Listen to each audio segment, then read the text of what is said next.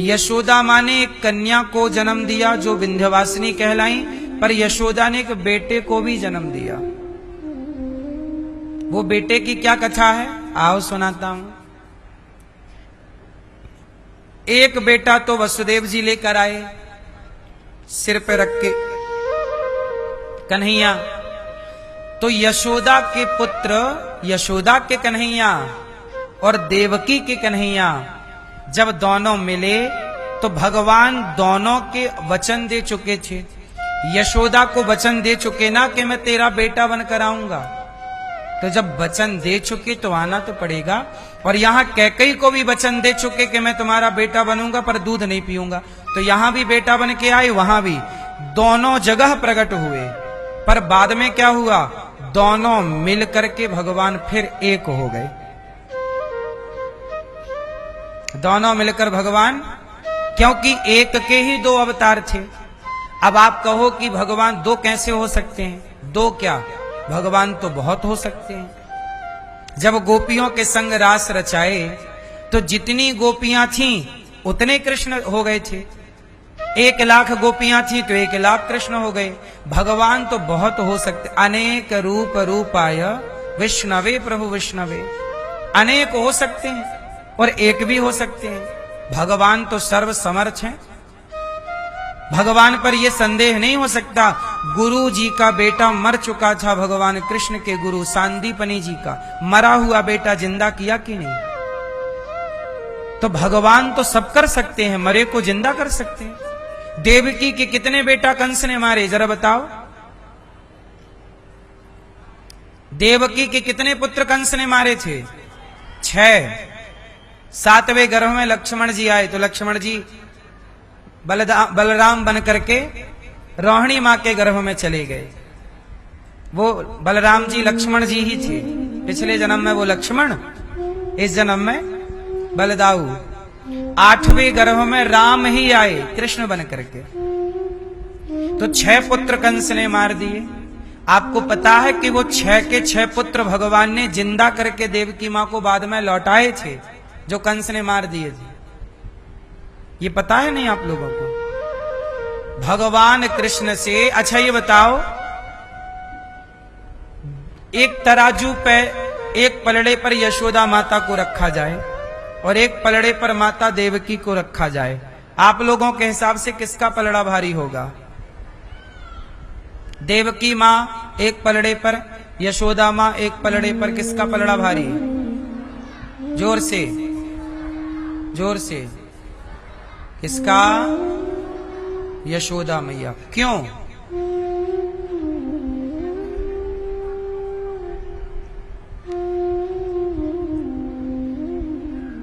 पाल तो देवकी भी लेती, वो तो उनकी मजबूरी थी, उन्होंने कोई जानकर थोड़ी भगाया था। यदि उनको मौका मिलता तो वो थोड़ी मना कर देती कि नहीं मैं तुझे नहीं पालूंगी। क्या कारण था कि यशोदा का पलड़ा भारी है और देवकी का पलड़ा कमजोर? इसका सबसे बड़ा कारण ये नहीं है कि यशोदा ने पाला। भाई देवकी मजबूर थी, कंस के कारागार में थी। मजबूरी ना होती तो उन्हें क्या दिक्कत थी? कोई भी मां को अपने बेटे से क्या दिक्कत है? पर कारण बाद में पता चला। कारण ये पता चला कि जब माता देवकी को पता लगा कि कृष्ण तो मेरा भगवान है, तो माता देवकी ने अपने बेटे का फायदा लिया। इमोशनल अत्याचार। माता देवकी ने भगवान कृष्ण से फायदा लिया है। क्या फायदा लिया? देवकी माता बोली, कन्हैया तू तो भगवान है। हाँ मैया बोल मेरी मां। तो तू एक काम कर, मेरे सारे पुत्र लौटा जो कंस ने मारे थे। अब एक बात बताओ, तुम्हारा बेटा कृष्ण जैसा हो, कृष्ण ही हो, तो क्या कृष्ण जैसा बेटा पाकर और किसी बेटे की कामना रह जाएगी? बोलो। लेकिन देवकी मां ने कृष्ण जैसा बेटा पाकर भी दूसरे बच्चों की कामना की, इसलिए मां का पलड़ा कमजोर हो गया कि मां कृष्ण के अतिरिक्त भी किसी और को चाहती है। लेकिन यशोदा के साथ बिल्कुल उल्टा है। यशोदा को छोड़कर कृष्ण आए तो रोती रह गई। यशोदा भी तो कृष्ण से मांग सकती थी कि मुझे जा रहा है तो चले कि बेटा देख के चला जा, लेकिन नहीं कन्हैया, मुझे और कुछ नहीं चाहिए, मुझे तो मेरा कन्हैया ही चाहिए बस। और कृष्ण के सिवा किसी को नहीं चाहा, कुछ नहीं चाहा।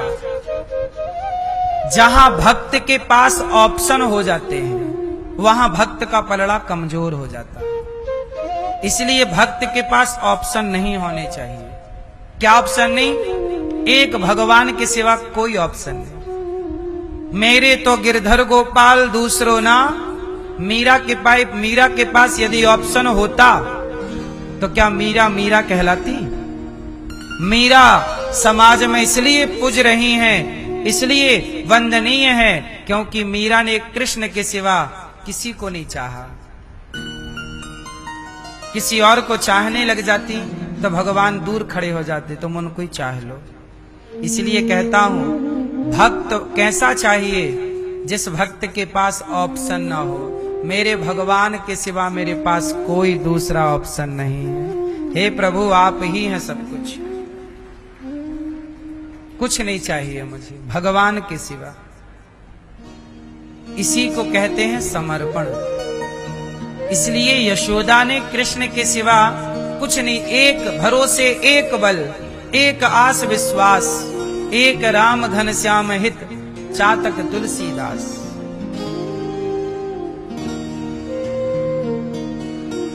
आपने देखा होगा पपीहा बारिश में चिल्लाएगा भी, थोड़े दिन बाद रुकना, आवाज आएगी उसकी। क्या चिल्लाता है? प्यासे हो, प्यासे हो, प्यासे हो। बारिश में भी चिल्लाता है, प्यासे हो, प्यासे हो। तो लोगों ने कहा पी क्यों नहीं लेता पानी? बोले नहीं, जब स्वाति नक्षत्र में पानी बरसेगा तो स्वाति नक्षत्र की बूंद ही पिएगा, वरना नदी में गिरता है तो वो चोंच ऊपर कर लेता है कि नदी का एक बूंद पानी मेरे भीतर ना चला जाए। समझ में आ रही है?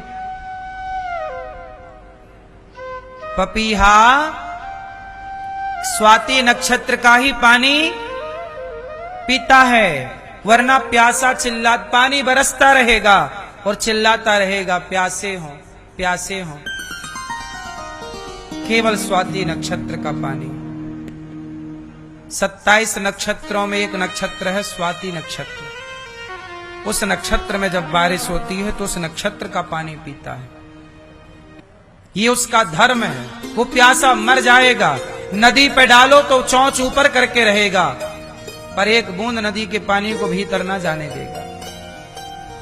ऐसे ही है कि एक भगवान के भक्ति के सिवा मेरे भीतर कुछ ना जाए, यही तो भरोसा है ईश्वर का। मैं भी वो पपीहा बन जाऊं प्रभु का कि भक्ति के सिवा, प्रभु के नाम के सिवा मेरे कानों के भीतर कुछ जाए ही ना। लेकिन आपके कानों से तो निंदा भी जा रही है, चुगली भी जा रही है, कथा भी जा रही है। तो कथा का प्रभाव कहां रह जाएगा जब इन्हीं कानों से तुम कथा भी सुनो और निंदा चुगली भी सुनो। तो ये तो बात ऐसी हो गई कि तुमने गंगा नहाया और बाद में नाले में नहा लिया। तो गंगा नहाने के बाद नाले में नहा लेने का फायदा क्या है? कथा सुनने के बाद तुमने निंदा चुगली सुनी तो कथा सुनने का अर्थ क्या रहा?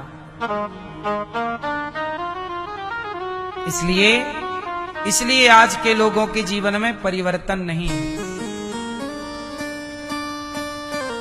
भरोसा जानते ही नहीं लोग कि किसे कहते हैं। भरोसा है। द्रौपदी ने भरोसा किस पर था? मेरा तो अर्जुन गांडीव धारी।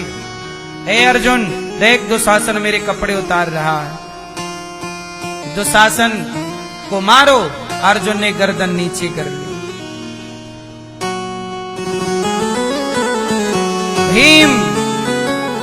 भीम निकालो गदा, तुम्हारे पास 10,000 हाथियों का बल है, मारो इसे, देखो मेरे कपड़े उतार रहा है। तुम्हारे सामने तुम्हारी पत्नी का अपमान किए जा रहा है। भीम ने सिर झुका लिया। धर्मराज, कहां गया आपका धर्म? निकालो भाला, मारो इसे। सबने गर्दनें झुका ली। द्रौपदी को बड़ा भरोसा था। सच्चाई तो ये है कि द्रौपदी का घमंड टूट गया। द्रौपदी को इस बात का घमंड था कि मेरा पति जैसा बहादुर योद्धा धरती पे कोई नहीं है, इसके रहते मेरा कुछ नहीं बिगाड़ सकता कोई। पर उन्हीं के सामने जब बिगाड़ा तब द्रौपदी को समझ में आया कि मेरा भरोसा गलत था। जगत पर भरोसा करना गलत है, भरोसा केवल भगवान पर करना सही है। आप कर लो भरोसा संसार पर, संसार पर भरोसा कर रहे हो मतलब आप गलत हैं, और भगवान पर भरोसा कर रहे हैं मतलब आप सही हैं।